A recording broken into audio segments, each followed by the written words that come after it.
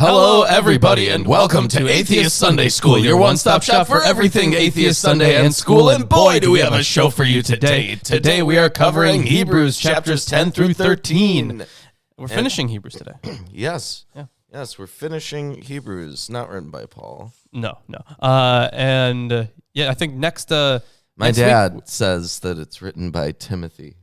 Oh, fancy. Mm-hmm. Wow. Mm-hmm.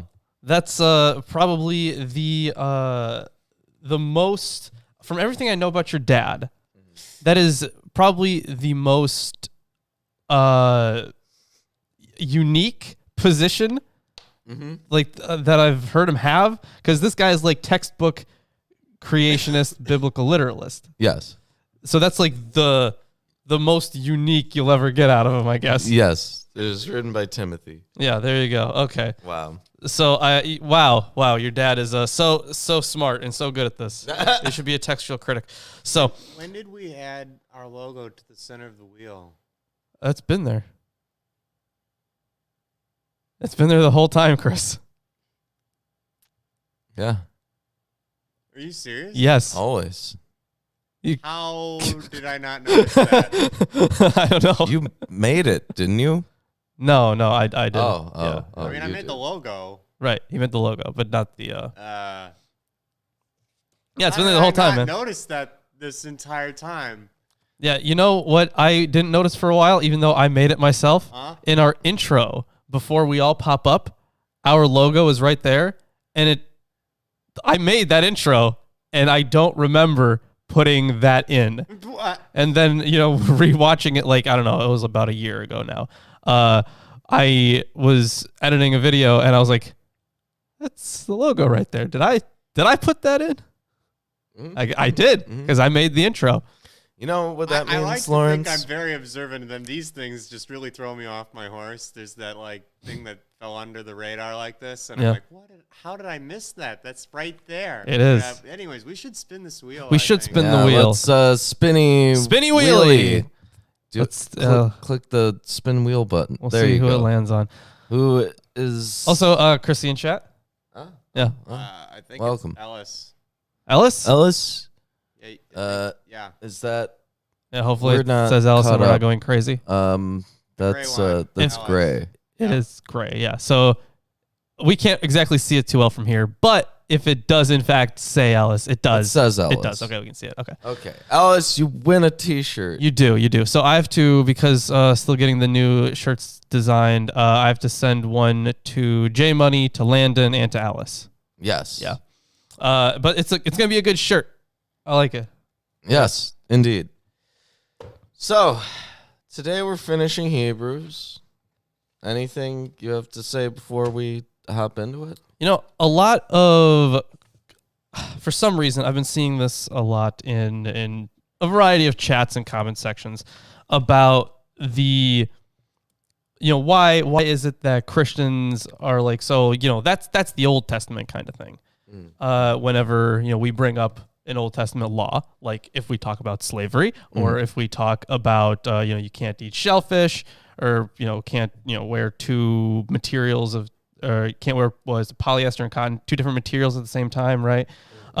So stuff like that, why don't they follow those now? And then the thing is, Hebrews gives us a pretty explicit reason for that, and we're going to have a continuation of that explanation today. All right. Yeah, that's at least what we're starting off with. So, starting with chapter 10. But before I do, I have the King James Version of the Bible. Yeah. I have the English Standard Version of the Bible. I have the Jewish Annotated New Testament and the NIV Study Bible. We have Erdman's Commentary on the Bible. We have the New Interpreter's Bible, the New Testament Survey. We have the Greek New Testament, a textual guide to the Greek New Testament. We also have the text of the New Testament and the text of the New Testament. We do. They're by two different authors, and they have different subtitles. One's by Metzger, and one's by Allen and Allen. As well as the Historical Jesus in Context, the Complete Writings of Josephus, the Septuagint, if we need it, and the Oxford Companion to the Bible. Yeah, but we don't talk about the Oxford Companion to the Bible. We don't use it ever. Yeah, it sucks. Like, the only time that it's useful is if you haven't read the Bible and never plan on reading the Bible, then it can be kind of useful. Or if you read the Bible a long, long, long time ago and you don't remember anything that happened in it. Right. It's great for that. You know, if you're going to read the Oxford Companion of the Bible, you might as well read just read the Bible because it's about the same length. Yeah. Or you could just rewatch this entire series. You could, yeah. And I wouldn't. Start with Psalms. Around there. Or start with John. Don't start with John. Don't start with John. Yeah, start with Psalms. Our stuff for the Torah sucked. It really did, unfortunately. I want to do like maybe closer deep dives into like the Deuteronomistic history at some point, because that was an interesting read.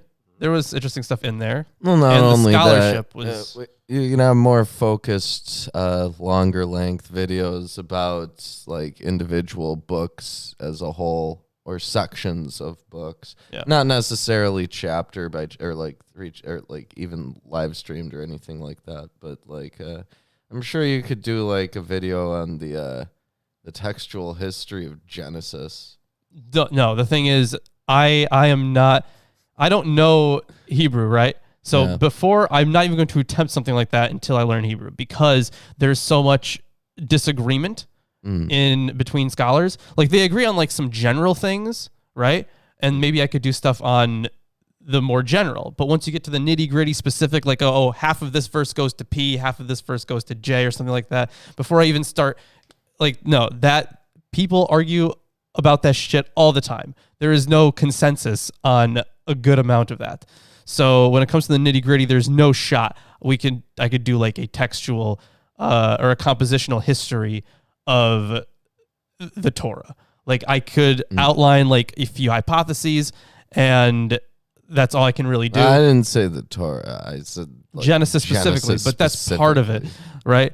So it's a big topic, and there's no way that I could reasonably cover that and come to just conclusions make that one haven't of already those been like covered. 14-hour long videos where you give a general survey of all of the views that they're like, the maximum length for a YouTube video nowadays. Pretty long. I don't know, actually. I've seen videos Make over a 15 compilation of hours. every atheist Sunday school in one video. I don't know if have a big. I don't know if that's possible. I mean, the file would be enormous. Sure. I don't know if that would be a possible thing. Well, I think with my upload rate now, I think I could do it. Well, I mean, yeah, probably upload it. Render's time would be ridiculous. You know what we could do once? Yeah, I don't know. It would be nuts. It would. Where, when, how? It would be years of render time, probably. Might want to ask a service to render it for you. Right. Yeah. Like, give them the video and say, "Here, I'll pay you $20 for your server time." Right. It would be more than that. It depends. Yeah. Like the amount of time that takes is huge. Also, is that a real thing, considering a Jack Chick companion to the Bible? Is that a real, like, I know Jack Chick is crazy, or was, but is that a real thing? Because if it is, I feel like we should read that. That sounds hilarious. That's nuts. You guys know who Jack Chick is? But they don't recommend it. Well, no, of course not. Do you guys know who Jack Chick is? He's the guy that makes those little chick tracks, those little comics that are all about how great Jesus is. Oh. Nope. No, they're horrible. I think I heard about that when I was in like. Oh, you're just talking about the actual chick tracks. Okay. Those are awful. Okay. Because if there was a Jack Chick companion to the Bible, that sounds hysterical. But yeah, a project like, a compositional history of Genesis is outside of my purview because I don't know Hebrew, first of all. Well, you could do like, I don't know, something about textual issues in a specific book. I could do that. Yeah, absolutely. There's tons of stuff you can milk from the Bible. Yeah, absolutely. A long book with lots of juicy history. Yeah, I mean, look at all of the. You remember like Game of Thrones? How Game of Thrones was a big thing, and like there were whole channels that were just dedicated to talking about Game of Thrones. True. And it was nuts, man. You could do that with the Bible, except you don't have like that speculative element about it. What could it be? Right. Well, the thing, yeah, because the freedom that you had with shows like that, or if you watch channels like Game Theory or something like that, is you can like speculate just for fun, and no one's gonna like be super mad at you about it. Wait, were you speculating? But like you can't do like genuine.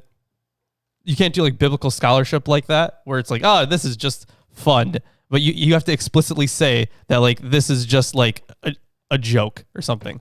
Like when we like there are a few things, right? Remember David and Jonathan? Mm-hmm. So like from our reading, they're totally gay, right? They're gay for each other. They're in love with each other. Yeah. No one laments like that over someone else. It's reminiscent of the Iliad and Achilles lamenting over Patroclus. Mm-hmm. So like we made jokes like that on the show, like, okay, they're obviously into each other, right? But like that is like a speculative thing in scholarship sometimes, but no one is like putting a lot into that, a lot of stock into it. Why not? What's wrong with that? They're just like, it's totally possible. No, you're looking at. Thank you, Eric, for gifting. Eric Wander, thank you for the one gifted membership. Yes. Denial guys. You enjoy that. But I mean, they're just looking at the story and looking what the symbols mean and what how the characters, like, it's the same as any kind of literary analysis that you would do of any story. Sure, yeah. It's not like a groundbreaking thing is what I mean. No one really cares or pays too much attention to that. I don't see why not. Like, why is like figuring out some like, oh, this is an if instead of a but, like so much more groundbreaking than like, oh, this is the actual like message that's being conveyed within the story beat per beat by the characters, and we can trace this same kind of storyline through this entire literature genre, right? Like that seems a lot more consequential, don't you think? It could be in some cases, yeah. Either way, scholars have messed up priorities. You ever hear about like those French philosophers? Some of them, sure. What about them? Oh, well, like during the 1900s, there were all of these French philosophers who would do things like oppose the existence of the age of consent.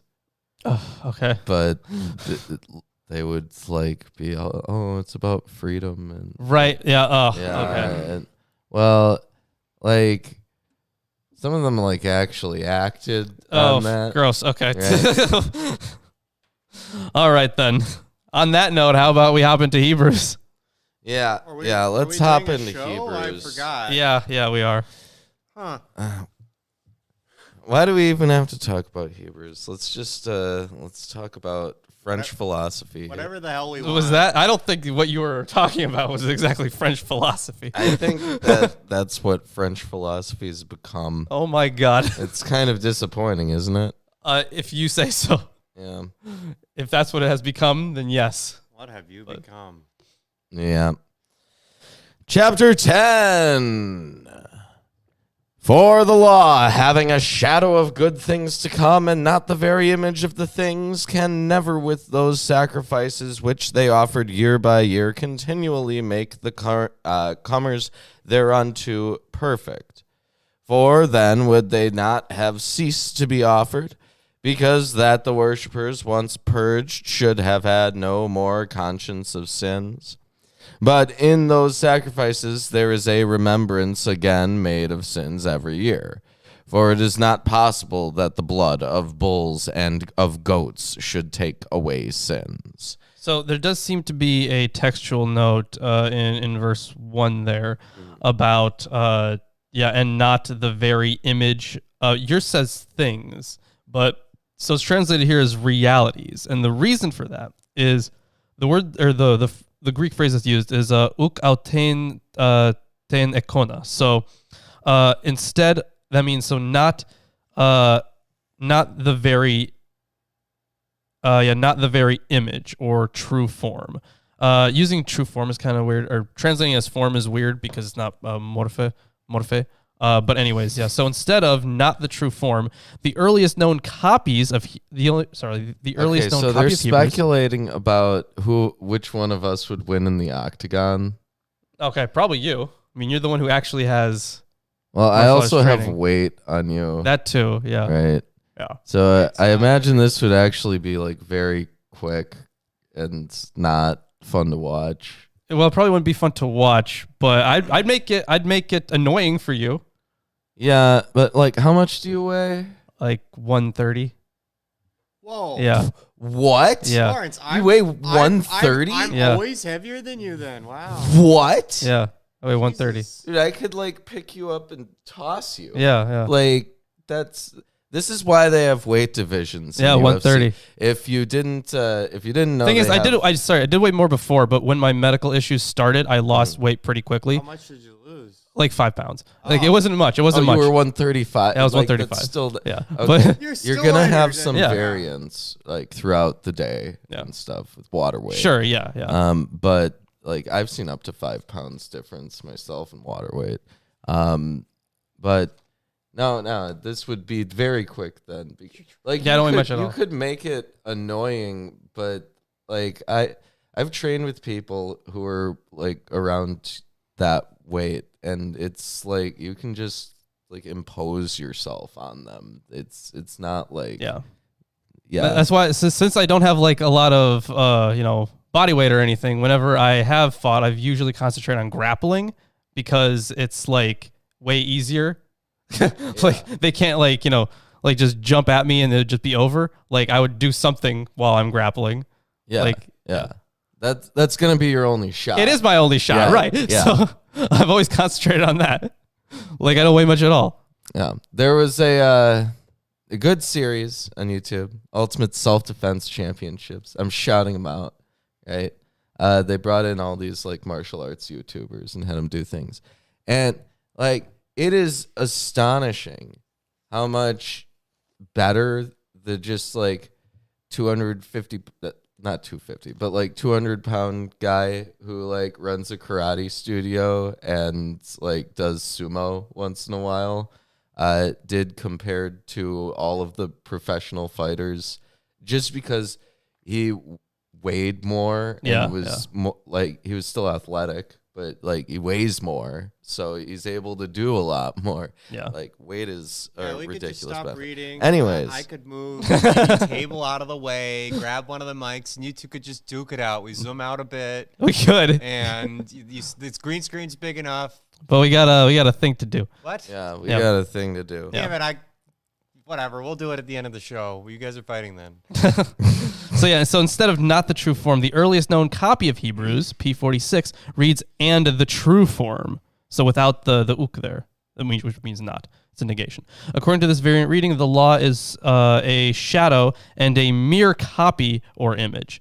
The NEB margin translates this variant, for the law contains but a shadow and likeness of the good things which were to come. But this variant reading cannot be original, since the construction of the sentence implies a contrast between ekon, form, and skia, shadow. REB translates the text, the law contains but a shadow of the good things to come, not the true picture.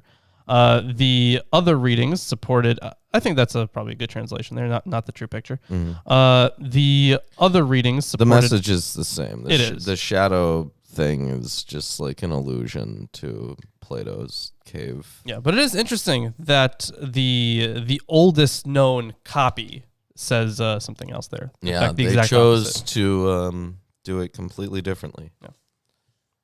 Huh. Anyways, where was I? I didn't actually read that much. Yeah, I think you only got like, two They verses. said it's not. No, I just finished verse 4, Okay. where they say Holy it's not cow. possible that the blood of bulls and goats should take away sins. But basically, what they're doing here is arguing against Jewish practices. They are, yep. Hebrews makes the argument that sacrifices prescribed in the Torah are not efficacious for eradicating sin, evident by their never-ending repetition. It's a curious argument because there was never an expectation that sacrifices could cure people of sin. Rather, the Tanakh and Jewish traditions generally assumes human beings are flawed by nature. Even the Gospels in places suggest Jesus affirmed the sacrificial system, as in Matthew 5:23 through 24 and Mark 1:44. In distinction to this understanding of expiatory sacrifice, Hebrews portrays Jesus' sacrifice as a cure for sin, which therefore renders sin obsolete. So this is obviously not... It's not even a Paulism. It's not even a Jesus thing, where they talk about Jesus offering himself as a sacrifice for the sins of the people. This is like something that this random author of Hebrews put together, basically. Well, the thing is, he was already talking about, him being a sacrifice for the people anyways, but... No. In the Gospels, they talk about Jesus's death being the thing that triggers the entrance of the Holy Spirit into the world so that people could participate. Well, it would atone, and that they would atone. Sorry, they would be atoned by that. Yeah, but there's not a lot of places where it explicitly says anything about Jesus himself. Well, I mean, there was that part in John, which everyone always quotes, right? John 3:16. Right, John 3:16. But that's the one. Yeah, because the thing is, John's the one that stands out. He does, too. yeah. He doesn't accord with the other Gospels, so... Yeah, John's Christology is, it's a higher Christology. Yeah, it's completely different. And the, what's it called? The... Oh my God, what is it? Hagiology? Is that what it is? The study of sins? Mm-hmm. I think it's... Is it hagiology? I think so. I've heard the term. Okay, it might be. All right, yeah, it might be. Don't remember. The point being that, it's actually kind of an obscure thing that he dies... Oh, no, sorry. Hamartiology. That's what it is. Because hagia is a different word. I was like, no, that was something else. But then hamartes would be sins. So, yeah. Mm. Wow. Yeah, hamartiology. All right. But it definitely doesn't accord with the Jewish idea of sin. Yeah. Right. Okay, so they're saying it... Wherefore, when he cometh into the world, he saith, Sacrifice and offering thou wouldst not, but a body hast thou prepared me. In burnt offerings and sacrifices for sin thou hast had no pleasure. Which is the exact opposite of what it says in the Torah, where it says that it creates a pleasing aroma for the Lord. Yeah, it does. It does create a pleasing aroma for the Lord. That is true. It creates an unpleasing contradictory for the reader. Yes, here is a contradiction. Then said I, Lo, I come. In the volume of the book it is written of me, to do thy will, O God. Above when he said, Sacrifice and offering and burnt offerings and offering for sin thou wouldst not, neither hadst pleasure therein, which are offered by the law. Then said he, Lo, I come to do thy will, O God. He taketh away the first, that he may establish the second. It looks like that was actually a citation there of Psalm 40 or 39, 7 through 9. Mm-hmm. Yeah, so in the citation, dependence on the Septuagint is quite clear because the second clause of verse 5 differs strikingly from the Masoretic text. The Hebrew reads, ears hast thou dug for me. The Septuagint reads, you fashioned a body for me. Yeah, it's probably an interpretive paraphrase for the obscure Hebrew phrase. Mm-hmm. So yeah, they're taken from the Septuagint reading there. And unfortunately, yours doesn't say what mine says, which is behold. Behold. Yeah, behold. At the beginning of verse 7. Yeah, then I said, behold, I have come. Yeah. So Psalm 40, verses 6 through 8. In its context, a general statement about the relative merit of sacrifice, here applied to the arrival of Christ, who is cast as in the role of the psalm speaker. For the idea that sacrifices do not substitute for repentance, there's some parts of Isaiah. There is one string of verses in Isaiah and one in Jeremiah, one in Psalm 50 and 151. Okay. Okay. There's also some rabbinical stuff they go on about, but it's not relevant. Yeah. I don't see why they're bringing it up.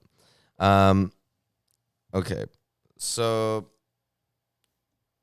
he's saying, I'm here to do what thy will, to establish the second, by the which will we are sanctified through the offering of the body of Jesus Christ once for all. Right. So here is the affirmation of Jesus as the sacrifice. There you go. Yeah, for the new covenant. Mm-hmm. And every priest standeth daily ministering and offering oftentimes the same sacrifices which can never take away sins. But this man, after he had offered one sacrifice for sins forever, sat down on the right hand of God, from henceforth, expecting till his enemies be made his footstool. For by one offering he hath perfected forever them who are sanctified, whereof the Holy Ghost also is a witness to us. For after that he had said before, this is the covenant that I will make with them after those days, saith the Lord. I will put my laws into their hearts, and in their minds will I write them, and their sins and iniquities will I remember no more. Now, where remission of these is, there is no more offering of sin. So the argument is basically that it is undone, and Essentially, yeah. a paraphrase of Jeremiah 31:33. Yep. Paraphrase, not a quotation. There's also an allusion to Psalm 110 here, apparently, yeah. So, so with verse 13 there, and henceforth waits until his enemies are placed as a footstool for his feet. The allusion to Psalm 110:1 continues as the author reverts to that text's promise of eschatological subjection that Christ henceforth awaits. The reference to Christ's enemies remains as vague as in its first appearance, yeah. Mm-hmm. Having therefore, brethren, boldness to enter into the holiest by the blood of Jesus, by a new and living way, which he hath consecrated for us, through the veil, that is to say, his flesh, and having a high priest over the house of God, let us draw near with a true heart in full assurance of faith, having our hearts sprinkled from an evil conscience, and our bodies washed with pure water. Let us hold fast the profession of our faith without wavering, for he is faithful that promised. Winky face. Yeah, there's a semicolon and a closing parentheses there. Oh, really? Yeah. That's funny. Okay. Yeah, So it's an actual winky face. Okay. Actual winky face in the KJV. Hebrews 10:23. Yeah, unfortunately mine does not have that. Oof. Yeah. We should make a t-shirt. That's just a winky face. A winky face, and then Hebrews that is 10:23. That is so KJV. easy. Yeah. That is such a cash grab. Such a cash grab. Well, it's easy and it's funny. Yeah, that is true. It is kind of funny. I don't think anyone would ever buy that shirt. No, they wouldn't, but we could send it to people when they have all of our shirts. Right. Okay. Yeah. We're just going to disappoint Landon. Okay. No, Yeah. it's the epic achievement for getting that many T-shirts. Yeah, there you go. Yeah. Mm-hmm. Exclusive for Probably winners. Landon. Very exclusive. Mm. 24. Just make one for Landon. Don't even sell it. And let us consider one another to provoke unto love and to good works, not forsaking the assembling of ourselves together as the manner of some is, but exhorting one another, and so much the more as ye see the day approaching. Good old eschatology. For if we sin willfully after that we have received the knowledge of the truth, there remaineth no more sacrifice for sins, but a certain fearful looking for of judgment and fiery indignation, which shall devour the adversaries. It really seems, so they're talking a lot about opponents here, and I don't think was it earlier in this book that he was talking about random opponents, or was that in the last book we read, where there were unknown opponents? I think that was in the last one, wasn't it? It might have been. Yes, it was in the last one. Yes. So, but here, once again, we still have unknown opponents, but these are like, what it seems like is people who are trying to get you to stray from the faith. I don't know if it's apostates or what it is, but whatever the situation that threatened his community, our author, like many another preacher, Greek, Jewish, and Christian, was concerned that it remained united and cohesive. Yeah, that was the one thing, staying strong in the faith. Mm-hmm. And there are definitely parts where Paul is like only concentrating on uniting the faith. Yeah. I don't remember if those were in his authentic letters or if they were in the pseudepigraphal ones, but there were certainly portions in Paul's letters that were like that. Mm-hmm. He that despised Moses' law died without mercy under 2 or 3 witnesses. Of how much sorer punishment, suppose ye, shall he be thought worthy, who hath trodden under foot the Son of God, and hath counted the blood of the covenant, wherewith he was sanctified, an unholy thing, and hath done despite unto the Spirit of grace? For we know him that hath said, Vengeance belongeth unto me, I will recompense, saith the Lord. Yeah, that's and again, the Lord shall judge his people. That was from verse 30 here. That was verse 30, yeah. So I was looking to see what the citation was. Deuteronomy 32:35. Yes. Oh, wait. And Deuteronomy that's right. 32:36. Yes. You remember Deuteronomy 32, right? Yes. That was... Wait, no, was it 32? No, I'm thinking of 28. 28. I'm thinking of 28. Never curse. mind. Yeah, 28 is the curses. Those are wild. Deuteronomy 32. Yeah, I barely remember that one. But yes, from the Song of Moses. Yeah, each cited separately here. The scriptural verses are introduced with a somewhat pertinent comment that we know the one who says that the Christian proclamation brought knowledge of God was commonplace, but Hebrews is not simply alluding to that knowledge, which was a basic part of the faith. Rather, it suggests that Christians know the character of the God who speaks in Scripture and who has acted in Christ, and that an essential attribute of this God is a negative attitude towards sin. Sure, fair enough. That was essentially the whole point in the Old Testament was his negative attitude towards sin. Mm-hmm. Yeah. But it looks like a little bit earlier here. So it's, at this point, Hebrews' warning offers a distant parallel to the synoptic sayings about the sin against the Holy Spirit, although the basis for our author's rigorism is clearly Christological. A person who thus rejects the redemption offered by the new covenant is, in our author's eyes, deserving of a far greater punishment than that which the Mosaic law prescribed for rejection of the covenant of old. That's right. If you have a new covenant, you're going to have new punishments as well. Mm-hmm. Yeah. You're right. And if the punishment is death, I've altered the deal. Pray I don't alter it again. Without mercy for 2 witnesses, if you despise Moses' law, then if the punishment here is supposed to be worse than even thinking, or like 1 witness, they should be able to put you to death. Well, as soon as you come out as an atheist, you should just be killed. Well, thing is, that's the Christian thing to do. So the thing is, I think that would depend on Christology, right? Because if you are a Trinitarian, then you would still have more than 1 witness, right?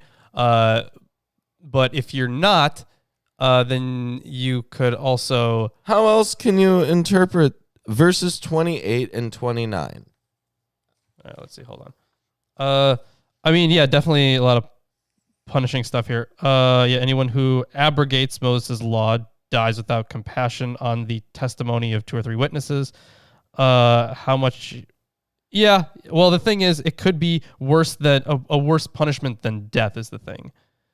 So it's not necessarily like, because now Christians concentrate on like hell mostly, right? Oh Yeah. So because the Jews didn't. No. Yeah. There was no hell. Right. So There's Sheol. yeah, right. So in this case, an interpretation would be like, not like immediately, like this is an even worse Is punishment it pronounced than death. Christology?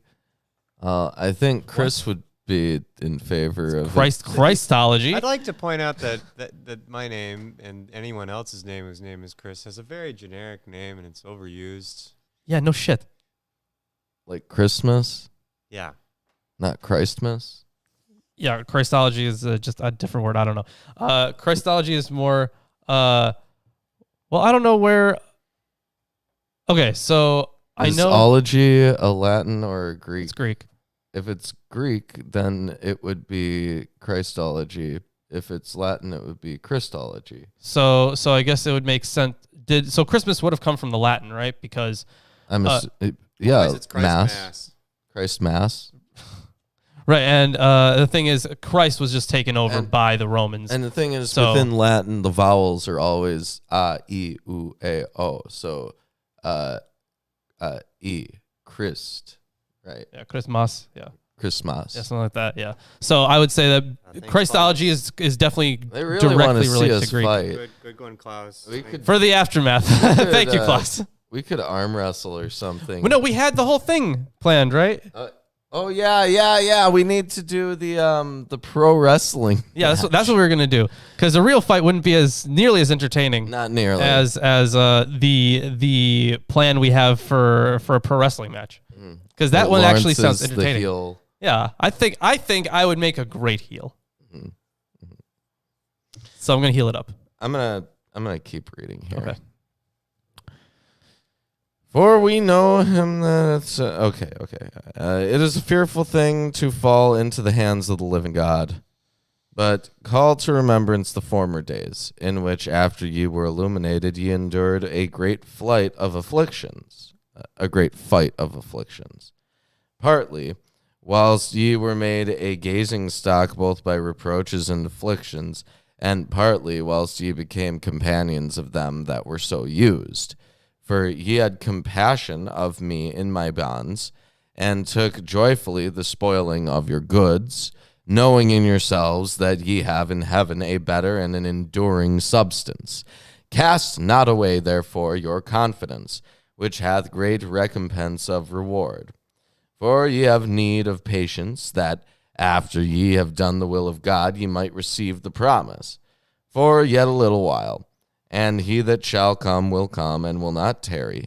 Now the just shall live by faith. But if any man draw back, my soul shall have no pleasure in him.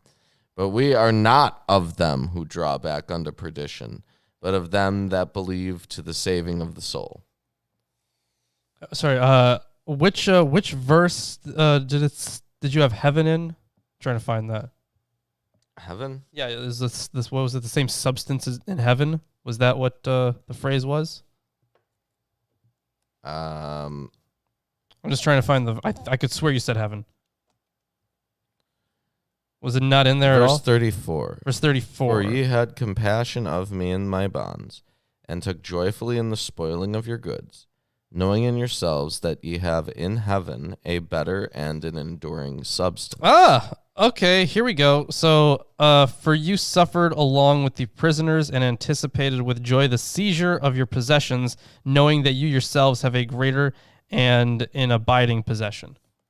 So no reference to heaven there in verse 34. So We voted in the poll that Lawrence would be the ref, but we voted in another poll that Lawrence would be the heel. yeah, so being a heel ref is something I can do, but Yeah, we'll figure it out. But either way, it's going to be good. It's going to be good.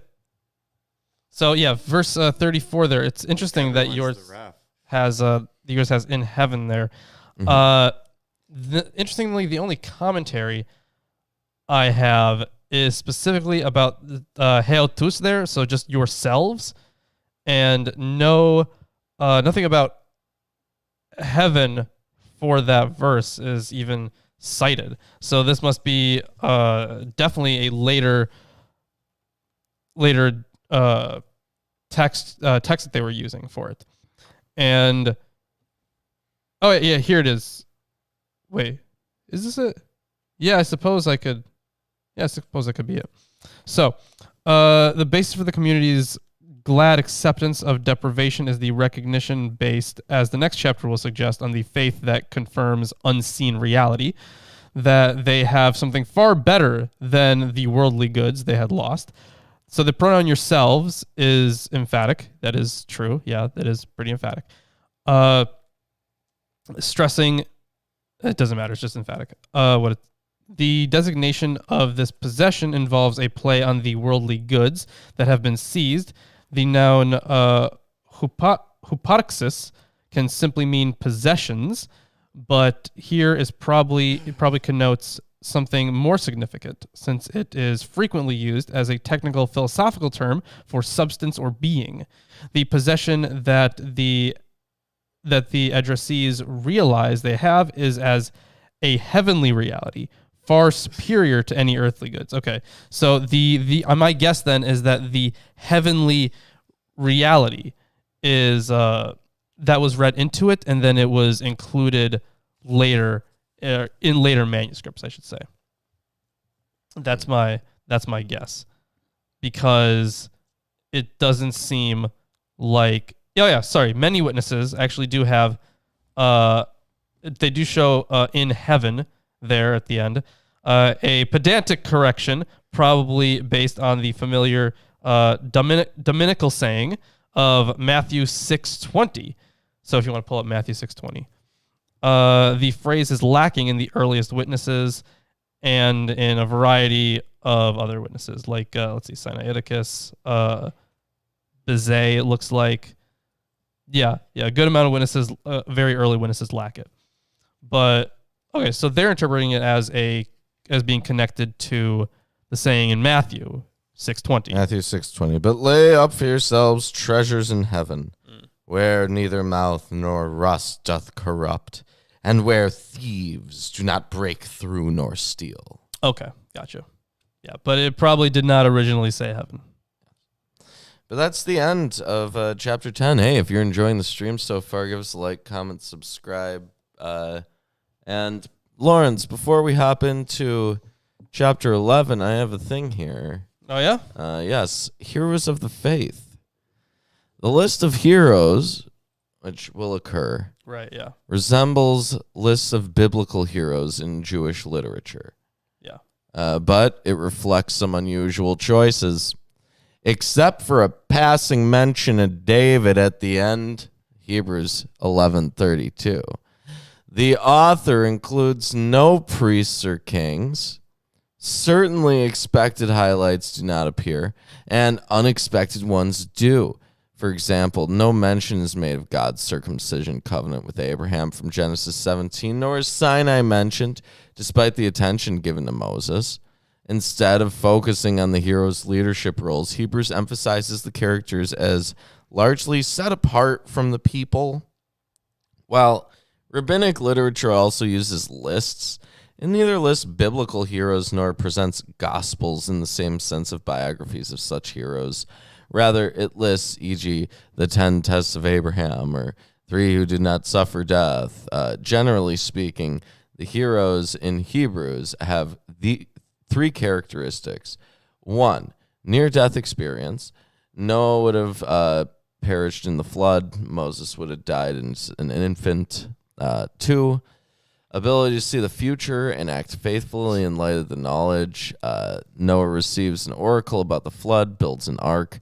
Abraham receives a promise about Isaac, very late in his life that the promise is realized. Oh, there's actually a whole list of things. So certain motifs. So I'm probably going to set up a whole bunch of stuff you're about to cover. So such as that of inheriting the promises, seeing the invisible, and receiving divine testimony punctuate the review. Oh, Yes. And 3, alienation. The heroes are portrayed as alienated from the people of their generation. Abraham lived in the land as in a foreign land. And Moses was not really one of his people because he was raised by Pharaoh's daughter. The heroes are not distinguished by their comrades as those depicted in Sirach 44 through 50. They are distinguished from them. The list functions as a kind of genealogy for early Christ-believing community.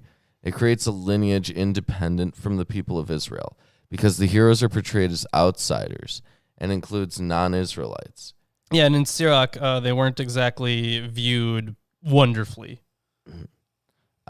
Hebrews 11 sets the stage for the way in which Christians would eventually come to understand the Old Testament as a precursor to the New Testament. Yeah. So. Yeah. Also, Ryan, check your Patreon, your DMs in Patreon. All right. Gonna hop into chapter 11 then.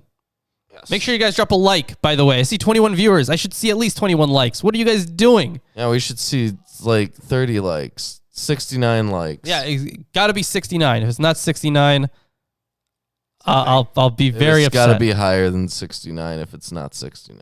Right, yeah. There you go. Yeah. Good. We're setting a minimum like requirement. Yeah, right, 69. Now, faith is the oh my God. Everyone quotes this. Faith is the assurance of things hoped for, the conviction of things not seen. For by it the people of old received their commendation. By faith we understand that the universe was created by the word of God, so that what is seen was not made out of things that are visible. By faith Abel offered to God a more acceptable sacrifice than Cain, through which he was commended as righteous. Is he insane? Maybe. So, verse 1. Okay, it depends on your translation, but look at a few translations here. Okay. The convictions of things not seen. The evidence of things not seen. Yeah. Yeah. Certain of what we do not see. Right? Yeah. Well, yeah, there are multiple ways to translate that. I just have... Yeah, here's another one. Faith is the reality of things hoped for, the proof of things unseen. Yeah. Now, the way I want to make this very clear. Faith is not proof. Hold on. The way that it was used then. Let's see what the word is. That's 11:1. I'm going to see what the actual word is because if it's what I think it is, I might have something helpful to say. Mm-hmm.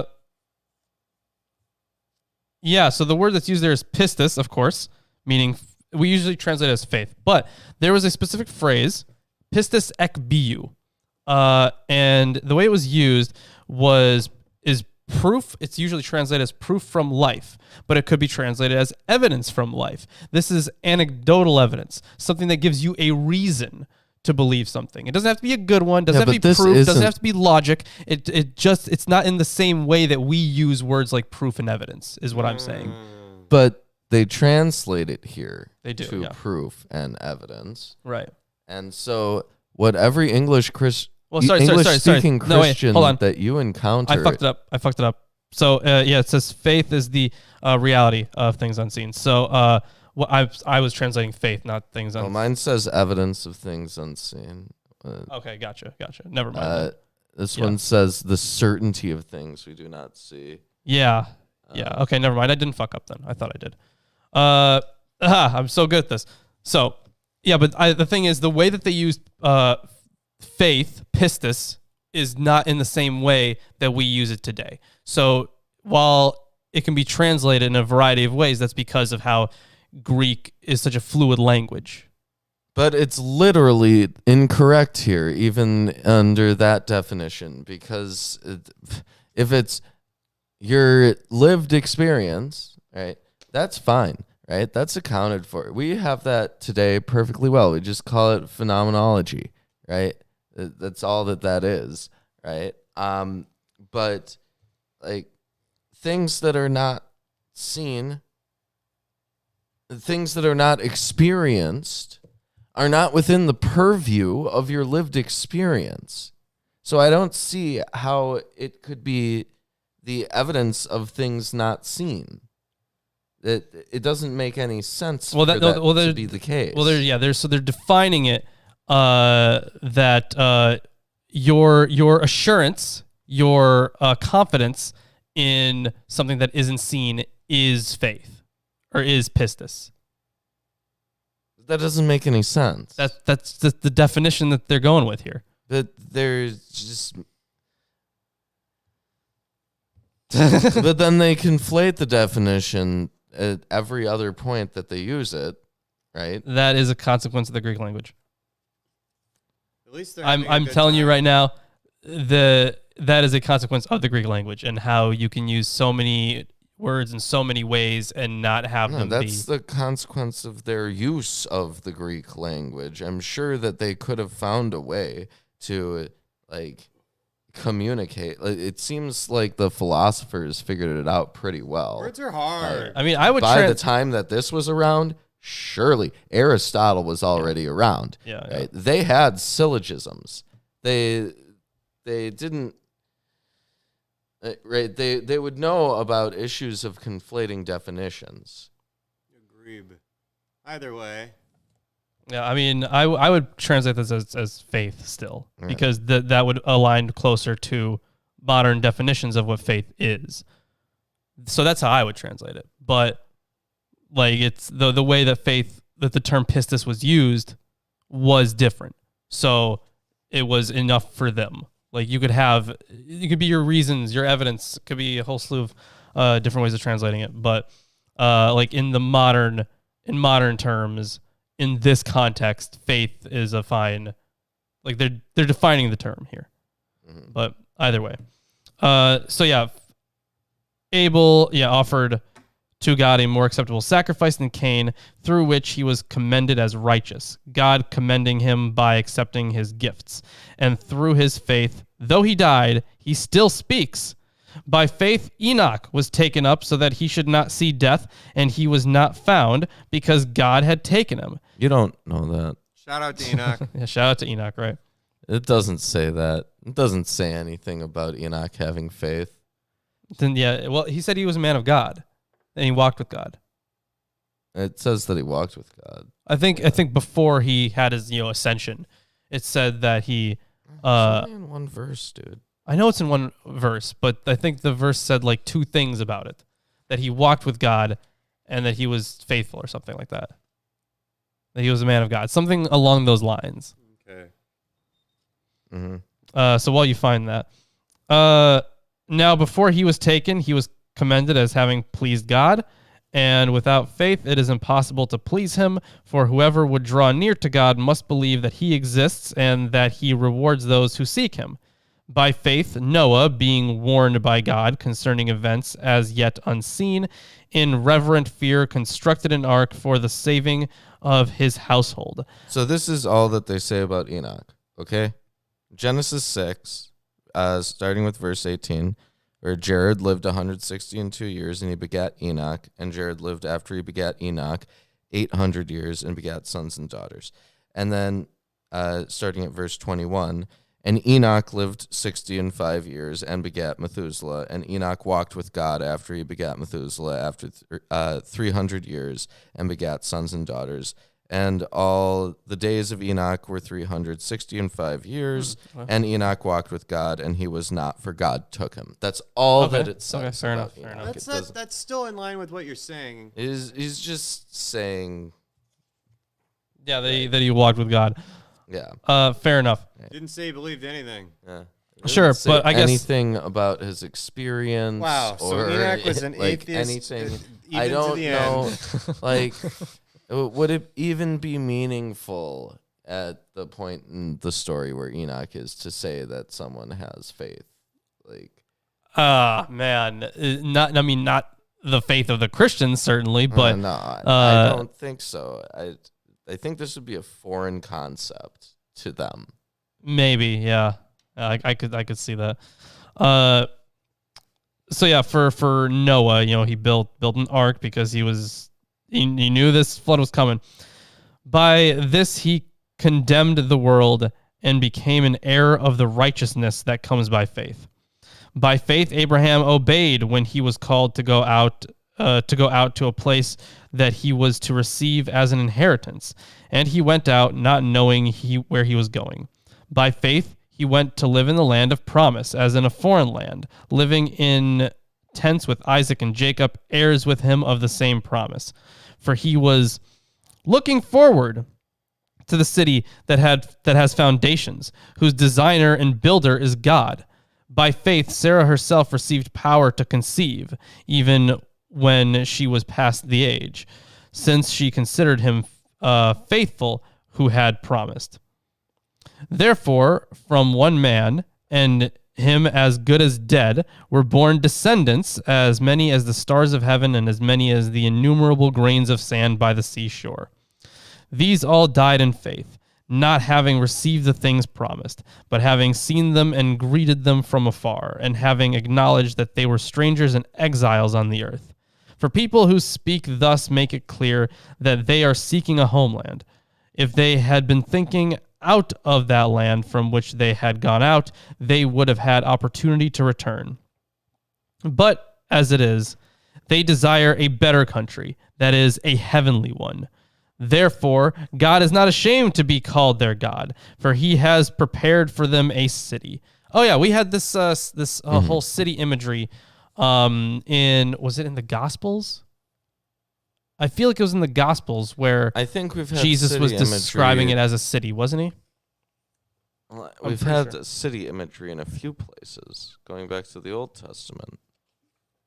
Yeah, Haven't we? churches. So this is verse 16. But I could swear there was like a whole thing that... Heavenly Jerusalem. Well, yeah, obviously heavenly Jerusalem, but the thing is, I think it was like more fully described as a city in the Gospels, wasn't it? I could swear like Jesus had a whole thing where he was talking about it as a city. There's Like he was... Heavenly Jerusalem in Revelation 21:2. No, sorry. He was describing it as a house. Right? Was he describing it as a house where he was talking about all the rooms? Maybe. Oh, man. Okay. I could swear. Oh, okay. So, man, I wish Jason was here. He didn't know. Oh, he's been gone for so long. Where is he? He has, I've seen him leave a couple comments. Yeah. Maybe But, he'll leave a comment on this one. oh my God. Jason. There we go. Jason, in with it. Okay. So was that... Yes, the city set on a hill. Is that what you're thinking of? So was that the explanation that Jesus goes into the different rooms for? Because I remember there being pretty detailed, like at least a few verses about, describing, was it heaven as a room? Okay, John 14, house has many mansions. Okay, maybe it's mansions. Okay, I'm remembering something like this. It's so familiar. Okay. So it could be in John. I don't remember if maybe it's the one from Matthew. Okay. But either way, I remember there being, so it is John 14. Okay. So it is the description there. Because I remember we did talk about that. Not crazy. All right. I just forget exactly where I was at. A lot of stuff. You gotta go all in. You know, all these Christians, they know every verse. They've memorized every verse and which verse it is. Well, Jason has, but I don't know about other ones. All right. Let's see. Continuing on here after verse 16. By faith, Abraham, when he was tested, offered up Isaac, and he who had received the promises was in the act of offering up his only son, of whom it was said, "Through Isaac shall your offspring be named." He considered that God was able to even raise him from the dead, from which, figuratively speaking, he did receive him back.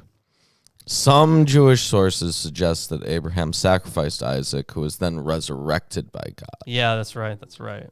I remember that. Remember that being brought up on Blasphemous Bible. By faith, Isaac invoked future blessings on Jacob and Esau. By faith, Jacob, when dying, blessed each of the sons of Joseph, bowing in worship over the head of his staff. By faith, Joseph, at the end of his life, made mention of the exodus of the Israelites and gave directions concerning his bones. Did Joseph do that? I think so. Directions Bury me with my fathers or some bones. crap. Well, yeah, bury him with his fathers, yeah. But, okay, so that's verse 21. Verse 21. No, 22, sorry. It's verse 22. Genesis 50, 24 through 25. The reburial of Joseph's bones as the promised land featured prominently in retelling of Joseph's story. That's right, yeah. Genesis 50, 24. Joseph indeed prophesied that God would lead the Israelites out of Egypt. Hebrews, okay, yeah, fair enough. Okay. Yeah, I didn't remember that part. All right. You're forgetting a lot of the Bible, eh? Listen, it's a long-ass book. 6 years It is. book. It is a super long book. This is like remembering all of the material from 20 seasons of a TV show. Yeah. Remember in season 4 when so-and-so did whatever? Right, and you have to remember, like, their lines, too. Mhm. Ugh. Yeah, that's a And lot. not just the catchphrases, like, why have you forsaken me? That's Right, easy. yeah. So long, dental plan. Oh, my God. And then just the repetition of dental plan. Yeah. Dental plan. Oh, my Lisa God. needs Dental braces. plan. Then that's horrifying. By faith, Moses, when he was born, was hidden for 3 months by his parents because they saw that the child was beautiful and they were not afraid of the king's edict. By faith, Moses, when he was grown up, refused to be called the son of Pharaoh's daughter, choosing rather to be mistreated with the people of God than to enjoy the fleeting pleasures of sin. He considered the reproach of Christ greater wealth than the treasures of Egypt, for he was. Is that what he was doing? It is unlikely that the author meant that Moses envisioned Christ. Rather, he projects the current situation onto the past, namely, Moses willingly suffers humiliation, foreseeing his divine reward. Yeah, for he was looking to the reward. That's hilarious that they're putting Christ into that. By faith he left Egypt, not being afraid of the anger of the king, for he endured as seeing him who is invisible. By faith he kept the Passover and sprinkled the blood, so that the destroyer of the firstborn might not touch them. By faith the people crossed the Red Sea as on dry land. But the Egyptians, when they attempted to do the same, were drowned. By faith, the walls of Jericho fell down after they had been encircled for 7 days. By faith, Rahab the prostitute did not perish with those who were disobedient, because she had given a friendly welcome to the spies. So there's a midrash on Exodus 15 that reports that when the Israelites sang the song at the sea, the heavenly host wanted to join in. But God rebuked them, saying, "My creatures are drowning in the sea, and you want to sing songs?" The Midrash highlights the common humanity of both Israelites and Egyptians. Hebrews highlights the drastically different fates of each group. The former are favored, the latter condemned. All right. Continuing on here. And what more shall I say?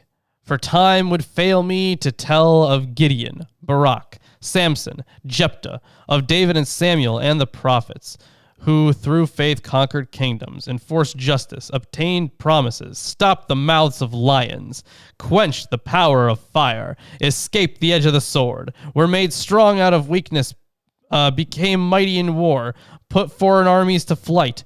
Women received back their dead by resurrection. Some were tortured, refusing to accept release, so that they might rise again to a better life.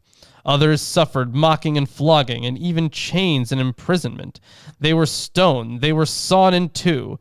What was they were sawn in two? Who was that? sawn in two? Remember the song in 2?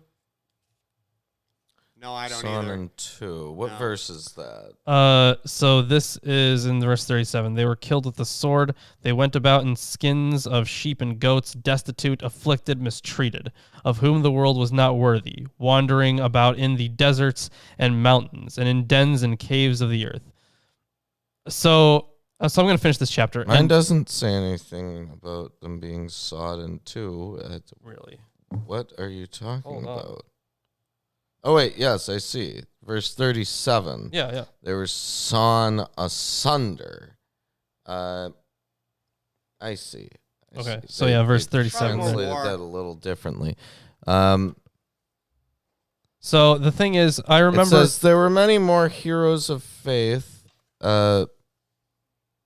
before the coming of Christ, and much more could be written of them. Right. So only a small sampling is given, representing all types of men of women of faith. The greater quality they have in common was overcoming through faith. So I think one of the references there was it to Maccabees maybe? Maccabees. No, maybe not quite. But it was, to me, it reminded me of Maccabees. And the woman who, her sons were dying. They were martyrs for the faith, right? Okay, stoned to death refers either to Zechariah in 2 Chronicles 24:21. Yeah. So the stories or to of legends about Jeremiah, 2 Kings 21:16, concerning the murderous king Manasseh, who was often accused of killing prophets. Wait. Sawn in two. Yes. The fate of Isaiah, according to Jewish, Christian, and Islamic legend. Yeah, so this is the martyrdom of Isaiah 5:11 through 14. That's the quotation there. And there's a reference to the martyrdom of Isaiah in Hebrews. Interesting. Okay. Jerome and Tertullian both mention that legend as well. Looks like. Yeah, okay. Interesting. But yeah, for the other ones, the stories of the prophets and the Maccabean martyrs continue to inspire the remarks on other respected persecuted faithful who experienced a variety of torments. Yeah, so that was why it was so reminiscent to me about the woman and her 7 sons in Maccabees. It's always confused me why the Catholics include Maccabees. Like, there's this whole... For Hanukkah. I don't fucking know. Look, the whole point of Maccabees, right, is they're giving this exhortation about why you ought not adopt Greek customs. Right? They're even against the gymnasiums. So yeah, the thing about Maccabees is because first and second Maccabees are written for two different reasons. One is about I'm talking about freedom. second Maccabees. Okay. And second Maccabees, like, to the point of trapping people in buildings and setting them on fire. Yeah. Sure, yeah. Right? That you should not adopt Greek, really any foreign customs into the religion, which is so contradictory to everything within the epistles, right? The epistles take the exact opposite point of view, that you shouldn't use Jewish practices. Well, the thing is, they're reinterpreting Jewish practices through their modern lens, is the thing. Through their non-Jewish lens, usually. Well, they're still, they would still qualify themselves as the early ones. Maybe not the epistles, but at least like the earlier, like very early Pauline writings. I'm talking about the epistles. Yeah. Like, because Paul is the Catholic supposedly epistles, Saul, right? Yeah. Right? Like, So Paul would have knowledge of Judaism, but like the non-Pauline epistles. yeah. And then the Catholic epistles, literally as well. They're called the Catholic epistles. So yeah. So continue on here. Just going to finish up the chapter. And all these, though commended through their faith, did not receive what was promised. Yes, since God had provided it got us something a better. Greek New Testament. The book itself is written in Greek. Since God had provided something better for us, that apart from us, they should not be made perfect. And that is the end of chapter 11. Hey, if you guys are enjoying the stream so far, make sure you drop a like, subscribe if you haven't. What are you even doing not subscribing to us? It's illegal to watch and not subscribe. I hear something. I do hear something. Behold, I am your Lord and Savior, Jesus Christ, and I want to let all you heathens and sinners know that I support this wonderful episode of Atheist Sunday School. Lawrence and Reuben try their very best to bring you the true glory of the Bible, and they need your help. They have provided links to their Patreon page and other social media just for you. Once again, my name is Jesus Christ, and this is Milwaukee Atheists. The Lord is with them. God bless. Wow. Oh, Jesus. We're talking about this new world that you're bringing in and how everyone is redeemed by faith. And apparently, according to the author of this book that we're reading, Hebrews, I believe it's called, this guy thinks that, that Moses knew who you were. Oh, so what's this error? I have no idea. Okay, so bad connection, it looks like. Okay. There's nothing here to indicate I have a bad connection. Okay. Yeah, for some reason we're getting an error message. So hopefully it's all I bet it was all good. Jesus. Maybe it was Jesus. Maybe it was Jesus. That's true. Erroneous Jesus. Yeah. So, as you can see, once again, Reuben has been, if you can just zoom in on his chair there. He's not here. He has once again ascended. Maybe this is to the next life. Perhaps this is what Hebrews is talking about. You guys survive the bathroom? What? What? No, this is obviously an ascension. Jeez, man. Yeah. So hopping into chapter 12, maybe he'll come back one of these days. So the encomium on faith had indicated the many dimensions of that virtue, particularly toward the conclusion of chapter 11. It became evident that it was closely linked to the endurance of persecution. And I think, throughout the chapter, at least the last couple chapters, it's been noted how, it seems like there was some kind of persecution, maybe not entirely explicit, but they had opponents. Hey, whoa, look at that. Yep. Look, what, is this from Jesus? Yeah, he gave me some bread. So sick of Jesus Fish. and God taking credit for all the stuff other people have That's done. not peanut butter and jelly. That's bread and fish. There's fish in there. Gelatinous fish. Gelatinous fish. Wow. You know how Jesus Disgusting. fed the 5,000 people? Was it like this? With the fish? Yeah, it's because the fish was so gross that they lost their appetite. It's like like we're a not hungry. gelatinous mass. We're no longer hungry. Yeah. Gefilte fish. It was gefilte fish. Nasty. But either way, New chapter. yeah, we're on to chapter 12, and I'm gonna pull up some of the textual commentary. It doesn't seem like there's a lot. Klaus, for this that's chapter. not Greek. That's Turkish. Oil wrestling is I think still the national sport of Turkey. It is, yes, and Yeah. I know that because I was talking to this dude at work who is he keeps up with stuff in the Middle East. Mhm. So I mean, he's Middle Eastern, so what do you expect? He was talking about, hey, do you know what the national sport of Turkey is? And I was like, is it oil wrestling? He's like, yeah. And the only reason I knew that was because the only reason I assumed that was because there was a wrestler in AEW who was a Turkish oil wrestler. Mm-hmm. Yeah. So like one of his things was like, right, he'd lather himself up and then like get out of like submission holds. It's funny. Yeah, you can do it too. I could. Yeah. Anyways, why don't I hop into chapter 12? No idea. Okay. Well, we can wait for you to come up with an answer, or I can just it's a do it. philosophical conundrum. It may take years. Okay. Well, we can wait, or I can just do it. So I'm just going to do it. Chapter 12. Wherefore, seeing we also are compassed about with so great a cloud of witnesses, let us lay aside every weight and the sin which doth so easily beset us. And I have a use for Erdmans now.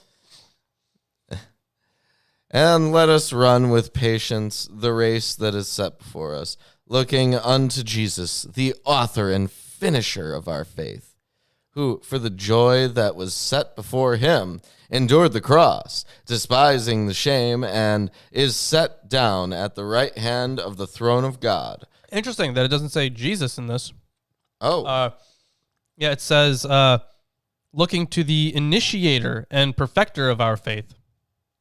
the initiator. Mm-hmm. So, Looking to Jesus in the NRSV.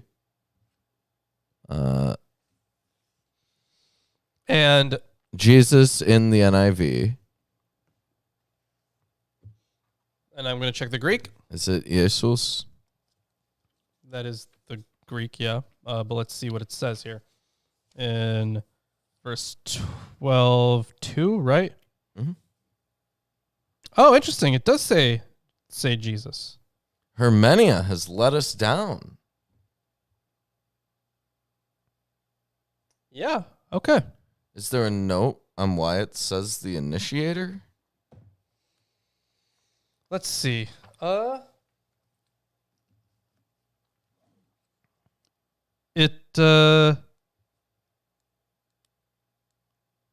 Okay, so here we go. So there's of course the association that he would be the initiator, right? Like that's obvious. But yeah, in running their race, the addressees are to look toward a model.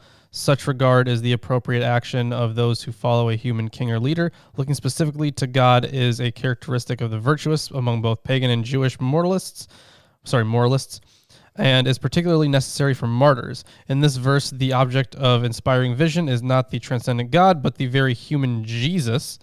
The proper name is used in intimate connection with the human experience of suffering and death at 2:9.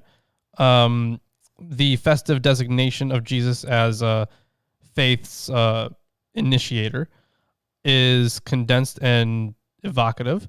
The first term appeared earlier in a vivid image of Jesus' salvific activity in 2:10. There, the context and the etymological play suggested that Christ was presented as the leader or forerunner. So, yeah, he is the leader of those who run faith's race. The juxtaposition. We haven't had Godless Engineer on the show for a long time. Yeah, it has been a while because he's still doing all the mythicist stuff, Oh, like exclusively. what does that even mean? Almost. It's. I mean, I like the guy. Like, he's a nice guy. Yeah. No issue with him He's personally. a cool guy. Yeah. So let's see. Mythicism is incorrect. Yeah. It is interesting. There is no note on why it's not included in the translation. Of course, there's a lot of defense of how he is, of course, the initiator and perfecter. That makes sense to me. Those are all But why they chose themes. the term instead of saying his name. Well, the thing is, yeah, in the Greek, the terms are still there, but it also says Jesus. Like it says initiator and perfecter, Jesus. Mm-hmm. So it's interesting that in the Still translation waiting for of Hermenia- Francesca. Yeah, I know. I'm gonna reach out one more time and hope that she gets back to me because it would be great to have her on. Mm. Oh man, You know, the second that you said moralists in there, yeah. I thought Jordan Peterson clip. No, which clip? Okay. So he did some dramatic thing where he was like, "I'm getting off of Twitter" or something, and in the video that he released explaining it, he was like, in his like Jordan Peterson Canadian voice, he was like, "Up yours, woke moralists." That's hilarious. It's so great. That's hilarious. So great. All right. But yeah, no, there's no explanation as to why in the translation they didn't use Jesus when the Greek does say Jesus. It says initiator and perfecter Jesus, but it still says Jesus. Mm-hmm. It does. Anyways. For consider him that endureth such contradiction of sinners against himself, yes, lest ye be wearied and faint in your minds. Ye have not yet resisted unto blood, striving against sin, and ye have forgotten the exhortation which speaketh unto you as unto children. My son, despise not thou the chastening of the Lord, nor faint when thou art rebuked of him. For whom the Lord loveth, he chasteneth, and scourgeth every son whom he receiveth. If you endure chastening, God dealeth with you as with sons. For what son is he whom the Father chasteneth not? But if ye be without chastisement, whereof all are partakers, then ye are bastards, and not sons. Wow. Harsh. Wow. Yeah. So, does your dad give you a hard time? He's been giving me a hard time for years, yeah. I guess you're a son. It's like I get, raising your kids, yes, but calm down a little bit. Yeah. Calm down. Like you can still have a child and not, Yeah. To Still be counts. a dick. Yeah. This is like actually victim blaming. Like literal victim blaming. A little ridiculous. No. And furthermore, we have had fathers of our flesh which corrected us, and we gave them reverence. Shall we not much rather be in subjection unto the Father of spirits and live? For they verily for a few days chastened us after their own pleasure, but he for our profit, that we might be partakers of his holiness. Now no chastening for this present seemeth to be joyous, but grievous. Nevertheless, afterward it yieldeth the peaceable fruit of righteousness unto them which are exercised thereby. Wherefore, lift up the hands which hang down, and the feeble knees, and make straight paths for your feet, lest that which is lame be turned out of the way, but let it rather be healed. Okay, that's really bad for your knees. Do not just walk with straight legs at all times without ever bending them. You better duck walk. Or Hopefully they're not talking about literally, right? That would be bad. But walking straight in a straight path and not wobbling metaphorically is the idea. Yes. Follow peace with all men and holiness, without which no man shall see the Lord. Looking diligently, lest any man... So you can see the Lord if you're holy. Well, yeah.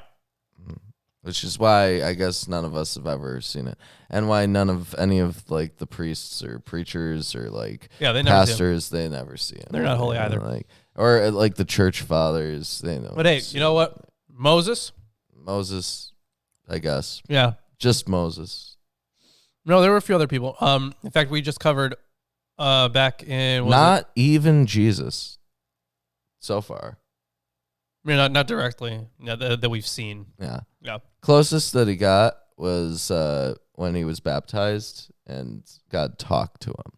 So we just talked about on Blasphemous Bible, I think, was it Exodus 24 or 25, about that a whole bunch of people saw Jesus when they were building the tabernacle, like initially, or when they started to build it.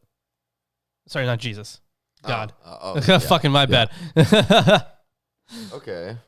Why did I say Jesus? I've been doing this show for too fucking long. Yeah.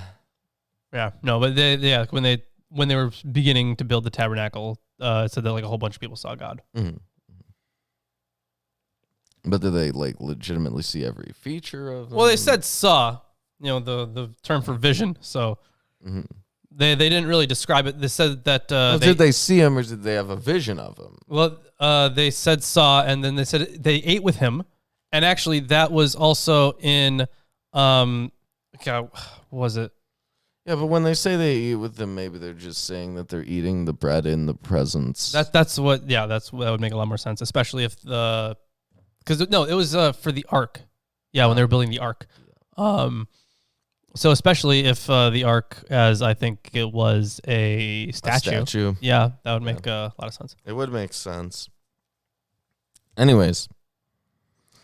Follow peace with all men and holiness, without which no man shall see the Lord. Looking diligently, lest any man fail of the grace of God, lest any root of bitterness springing up trouble you, and thereby many be defiled. lest there be any fornicator or profane person as Esau, who for one morsel of meat sold his birthright. For ye know that afterwards, when he would have inherited the blessing, he was rejected, for he found no place of repentance, though he sought it carefully with tears. For ye are not come unto the mount that might be touched, and that burned with fire, nor unto blackness and darkness and tempest, and the sound of the trumpet, and the voice of words, which voice they that heard entreated that the word should not be spoken to them any more, for they could not endure that which was commanded. And if so much as a beast touch the mountain, it shall be stoned, or thrust through with a dart. And so terrible was the sight that Moses said, I exceedingly fear and quake. But ye are come unto Mount Zion, and unto the city of the living God, the heavenly Jerusalem, and to an innumerable company of angels, to the general assembly and church of the firstborn, which are written in heaven, and to God, the judge of all, and to the spirits of just men made perfect, and to Jesus, the mediator of the new covenant, and to the blood of the sprinkling, that speaketh better things than that of Abel. And at this point, this is an explicitly Jewish idea, heavenly Jerusalem. Mm-hmm. That's an explicitly Jewish one. Explicitly. Yes. They're talking, this heroes list, it's not great. It's okay. It's very flowery. I'll give it that. Yeah, they're just concentrating on a few elements. And, as far as Esau goes, he didn't end up too bad. Yeah, could have been worse. Yeah, his whole his lineage became like a major military force that was holding power over a major part of the land. That he was all right. That didn't do too bad. Yeah. See that ye refuse not him that speaketh, for if they escape it not, who refused him that spake on the earth, much more shall not we escape, if we turn away from him that speaketh from heaven, whose voice then shook the earth. But now he hath promised, saying, Yet once more I shake not the earth only, but also heaven. And this word, yet once more, signifieth the removing of those things that are shaken, as of things that are made, that those things which cannot be shaken may remain. Wherefore, we receiving a kingdom which cannot be moved, let us have grace, whereby we may serve God acceptably with reverence and godly fear. For our God is a consuming fire. That's the end of chapter 12.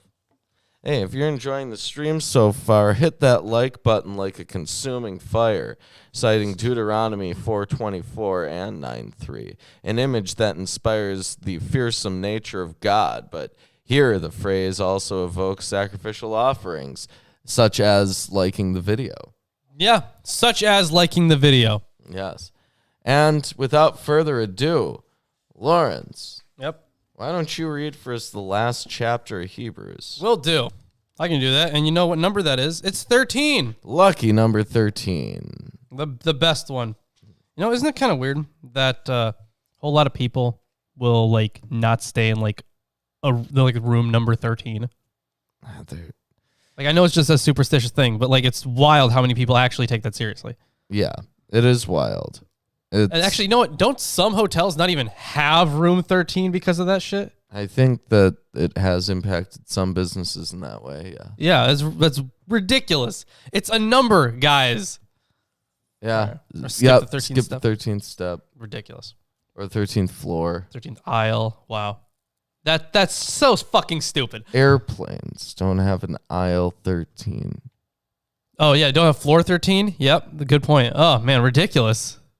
They're trying, I know it's just a numbering thing, but do they know that it's still the 13th floor? If I were to count, it would still be the 13th. Do they know that? Do they know that they can't just remove numbers willy-nilly like that? Yeah, they can. That's 14. What are you talking about? Okay. Some people won't read Hebrews 13 Because they're scared. You know what? Maybe. Yeah. Maybe. Let's see what they're afraid of. Let brotherly love continue. Mutual love. Greek. Philadelphia. Yeah. The city of brotherly love. Yep. Most commonly used of affection between siblings. Do not neglect to show hospitality to strangers, for thereby some have entertained angels unawares.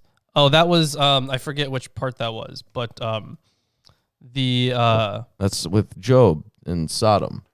When the angels are brought in, he has. Did you say Job and Sodom? Not Job. Lot. Lot, yeah. Lot in Sodom. Or he's viciously raped by his adolescent daughters. Yep. After getting him drunk. Mm-hmm. Remember those who are in prison, as though in prison with them, and those who are mistreated, since you are also in the body. Man, you know how many Christians need to hear that part? Let marriage be held in honor among all, and let the marriage bed be undefiled, for God will judge the sexually immoral and adulterous. This is such a weird part to have that. This entire section has been about this entire book so far. Not mentioned sexuality or sexual immorality, really. like at all, basically. Not really. But it's a commonplace moralism. It is, yeah. Like this is all, apostasy, and talking about, how great Jesus is in comparison to how great this new covenant is. But it's so weird to throw in sexual immorality here. I wonder if there's anything on this. It's because they're talking about being bound with other people as members of the body. They're talking about Christians who have been imprisoned, basically. Well, yeah. And like they're saying in a figurative way, I guess what they're saying is that like marriage is honorable in all. The bed's undefiled, right? They're saying, you be honorable in this commitment as mutual members of the body, but whoremongers and adulterers God will judge. So those people who aren't, looking out for those other people, they do get judged, right? I guess that's what I would say the point is. Fair enough. Keep your life free from love of money and be content with what you have, for he has said, I will never leave you nor forsake you. So we can confidently say, the Lord is my helper. I will not fear. What can man do to me? Man, you know what? Yeah, Eric pointed out in chat. That's great. Whole lot of people can learn stuff from this. Mm-hmm. Who is that one guy who just died? Pat Robertson? Mm-hmm. Yeah. Mm-hmm. He could have learned a lot from that. A lot of people in a lot of states who do a lot of voting who say that they're Christians could learn a lot. Yeah, maybe they should read the Bible. They could never do that. They don't know how to read. The unfortunate truth of the matter is, Lawrence, you look at the literacy rates in Milwaukee public schools. Yeah, weren't those going down? Yeah, you know what the current literacy rate is for just literacy for high school graduates? What is it? Like 10%. What? Yeah, like 10% of them. Literacy. Yeah. You're telling me that 10% of are considered able to read at a high school level. Okay, so not read at all, but at a high school level. They might be able to I'm sure they can read something. Yeah, but they can't that seems obnoxiously low. Well, they wouldn't be able to read this. Basically, they wouldn't be the Bible is not easy reading. Sure, yeah. They definitely wouldn't be able to read the KJV. Well, yeah. But it feels like it's wrong. It feels like it's wrong, but that's what the tests actually show. Now that's crazy. For MPS, Milwaukee Public Schools. Okay, MPS. Remarkably bad. For the state overall, it's somewhere near 50%. 60%. Still, though, that feels... It seems wrong. It feels wrong. It does feel... But maybe you underestimate how dumb the population really is. Maybe. There's a great quote by Osho, the cult leader. Oh, okay. The Oshinrikyo, that guy. No, That one? No, not okay. not Om Shinrikyo. Okay. Osho is a different guy. He Okay. was the one who was people tried to set up that land in the U.S. that anyways. Not sure. Yeah, Osho. He has this quote. He says, democracy is government by the people, of the people, and for the people. But the people are retarded. That sounds like a quote you would remember fondly. Yeah. Yes. Man, okay. Yeah, people are not. I really want to look more into that statistic though, because I Yes. hope it's wrong. Rajneesh Puram. Oh, okay, gotcha. Okay. So continuing on, remember your leaders, those who spoke to you the word of God. Consider the outcome of their way of life and imitate their faith. Jesus Christ is the same yesterday and today and forever. Do not be led away by diverse and strange teachings, for it is good for the heart to be strengthened by grace. Wait a minute here. Okay. Verse 8, same forever, right? Jesus Christ is the same yesterday and today and forever. Yeah. Do you have any commentary on that? Because I have a confession of the changelessness of Christ, no doubt related to the preceding verse.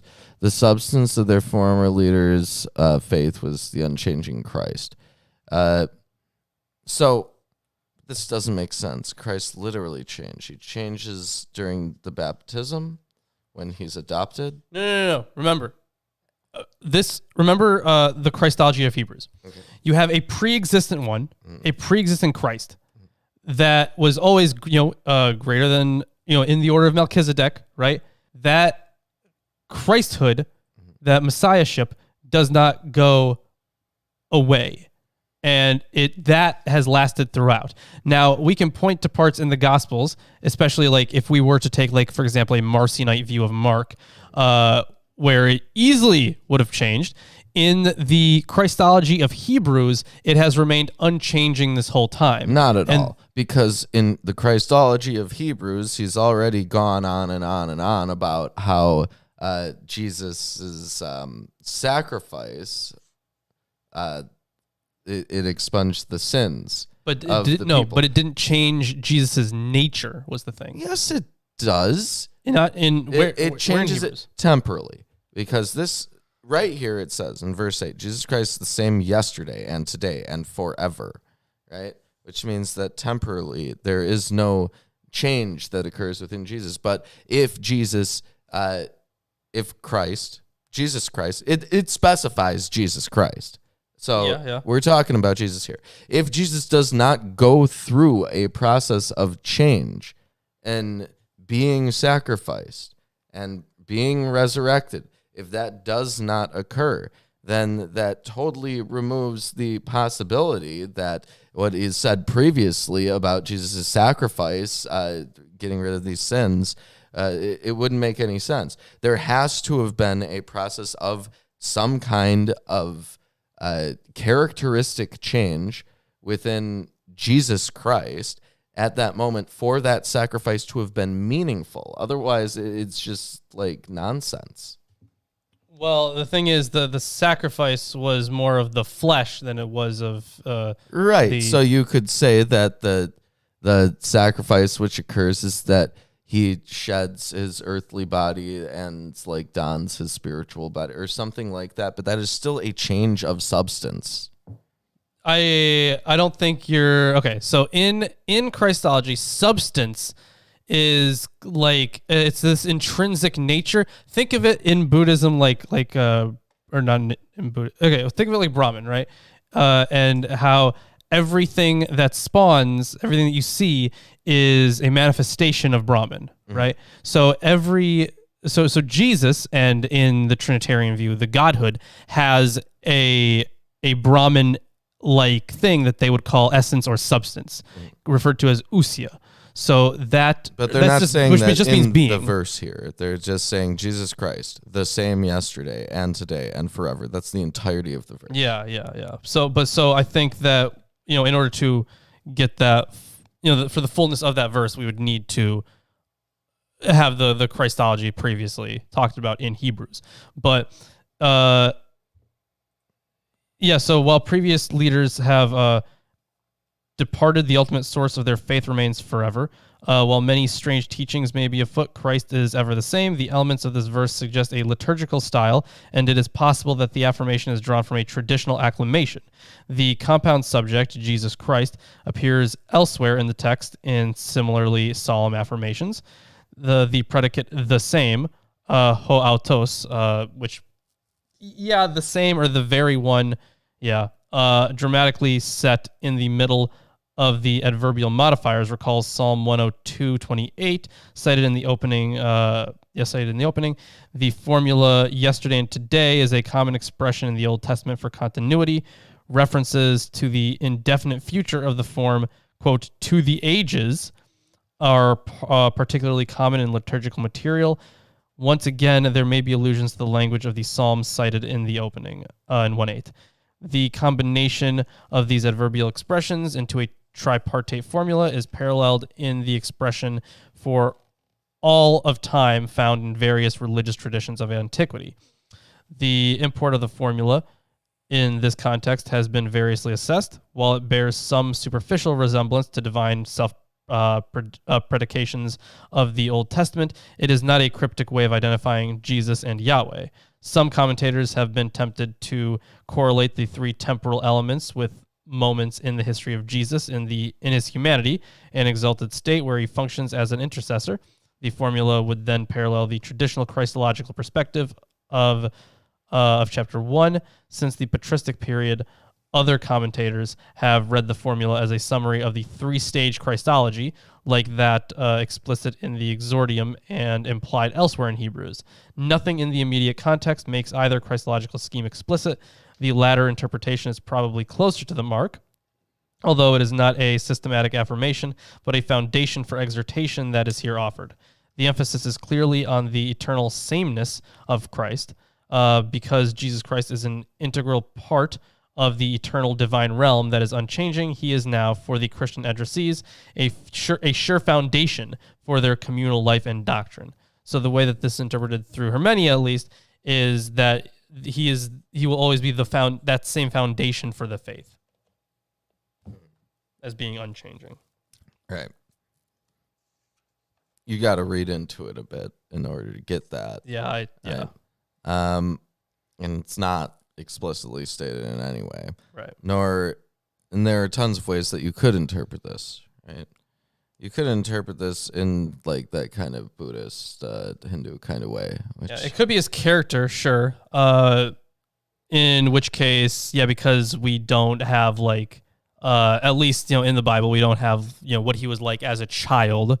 It would be kind of hard to say. Yeah, evil. If you go with the infancy gospel of Thomas, but he's literally not the same. Yeah, there was the whole thing in the wilderness, right? But even then, did his but there's character really even change? if you believe in the pre-existent Christ thing, I just call then this there is a period of time where Christ is not like a fleshy being, and then there's a period of time when Christ is a fleshy being, and then there's a period of time where he's not. So right. Which is why I stress essence. Right. But even so, if it's like the essence that matters, then what? Well, then what does the sacrifice even do? Like, who cares about the sacrifice? Yeah. Because you already have this Christ essence, which is preeminent, isn't impacted in any way by the sacrifice. You're right. I agree. Yeah, it would be kind of an empty sacrifice. Yeah. Or it doesn't make any sense for it to. Yeah, but the thing is, the flesh would still be the thing that suffers, which is why there are some Christologies that differentiate. Like, okay, so maybe there was a real man, Jesus, that the Christ was inhabiting. But like the fact of the matter is that in Hebrews, they have stressed the importance of the sacrifice as an expunging of sins, which is why I think that it would not necessarily be, unless they're just like okay with outright like nonsense being within their Christology, right? Like you really have to We've had choose this one or the discussion other. before. We ought to move on. Yeah, it'll probably take a while. So let us know in the comment section below. Anyways, continuing on from him being the same yesterday, today, and tomorrow kind of thing. Do not be led away by diverse and strange teachings, for it is good for the heart to be strengthened by grace, not by foods, which have not benefited those who devoted to them. Those devoted to them. We have an altar from which those who serve the tent have no right to eat. For the bodies of those animals whose blood is brought into the holy places by the high priest as a sacrifice for sin are burned outside the camp. So Jesus also suffered outside the gate in order to sanctify the people through his own blood. Therefore, let us go to him outside the camp and bear the reproach he endured. For here we have no lasting city, but we seek the city that is to come. Through him, then, let us continually offer up a sacrifice of praise to God, that is, the fruit of lips that acknowledge his name. God prefers meat. He does prefer meat, but apparently he likes praise as well. Mm-hmm, mm-hmm. Yeah. Meaty praise. He's got a praise kink. Do not neglect to do good and to share what you have, for such sacrifices are pleasing to God. Obey your leaders and submit to them, for they are keeping watch over your souls, as those who will have to give an account. Let them do this with joy and not with groaning, for that would be of no advantage to you. Pray for us, for we are sure that we have a clear conscience, desiring to act honorably in all things. I urge you the more earnestly to do this in order that I may be restored to you the sooner. Now, may the God of peace, who brought again from the dead our Lord Jesus, the great shepherd of the sheep, by the blood of the eternal covenant, equip you with everything good that you may do his will, working in us that which is pleasing in the sight, through Jesus Christ, to whom be glory forever and ever. Amen. Yeah, God's covenant with Israel is called eternal multiple times. Right, but then there's this new one. Kind of feels weird to call. I know it's called that multiple times, but then this new one is like, well, the old one wasn't nearly as good as this one. Yeah, that one's eternal, but this is even better than that. Yes. No, it's not. It's not the end. It's almost the end. Almost, yeah. One last section. Final greetings. Yes. I appeal to you, brothers. Bear with my word of exhortation, for I have written to you briefly. You should know that our brother Timothy has been released. Which is why my dad thinks it's written by Timothy. What? I don't know. Crazy. Okay. That's interesting. He would have to take a very different textual approach to this then. I don't think he takes a textual approach to it. I don't think he takes a textual approach to anything. Timothy has been released, with whom I shall see if he comes soon. Greet all your leaders and all the saints. Those who come from Italy send you greetings. Grace be all with you. Then that is the end of Hebrews. Yep. That's the end of Hebrews. So, see, Hebrews is a very anti-Jewish book. I enjoyed Hebrews. There's a lot of really interesting theological stuff in it. Yes, there's a lot of interesting theological stuff in it that doesn't necessarily mesh well with the other theological stuff that's already been covered in other epistles. It's a very anti-Jewish book. Like, it seems that the express purpose of it is to basically go against anything within Jewish tradition that could be attached onto this early Christianity. It's definitely a later writing. I'm not entirely don't remember when it was said to be written. I think for this one it was hard to determine, right? Yeah, it's hard to determine, but it's definitely post-Pauline. Oh yeah, I can tell you that. Absolutely. And the logic is not great throughout the book, but it is reasonably well written. There's a lot of sophistry going on in it, for sure. Like I was talking about stuff being flowery. Well, it's just rhetoric. It's sophistry. So there's a lot of that going on. It's interesting. It's okay. It's better than some of the more repetitive books. So I'll give it.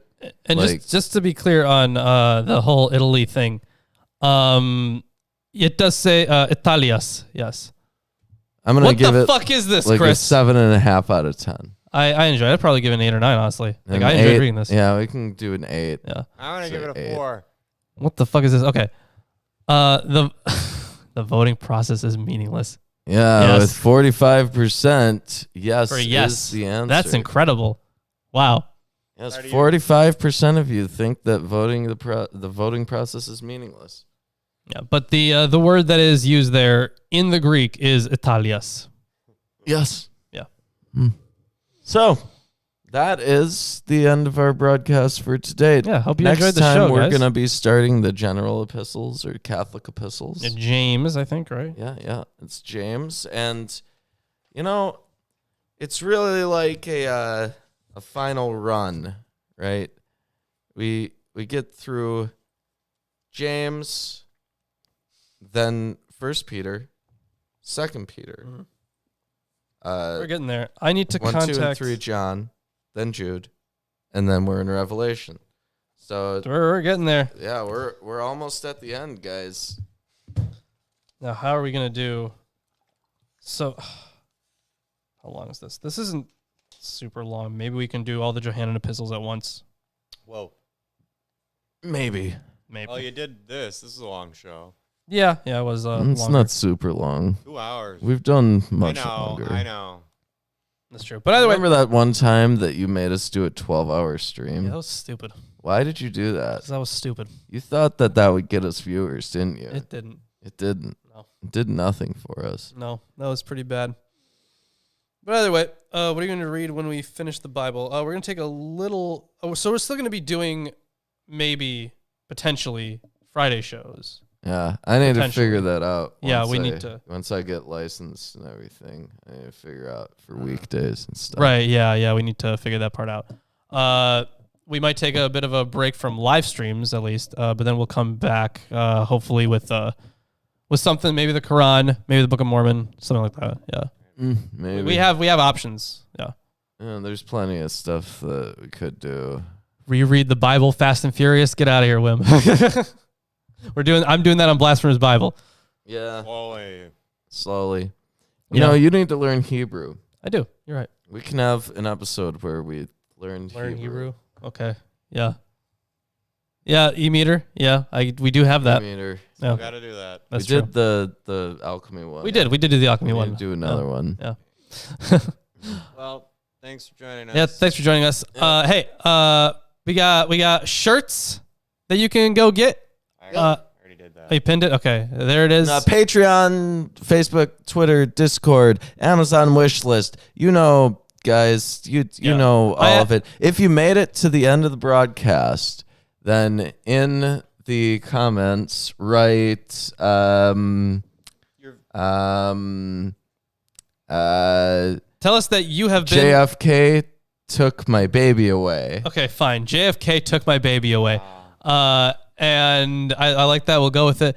And that's remember, that's for the comments section once this is fully posted as a video, not for the live chat. Yep.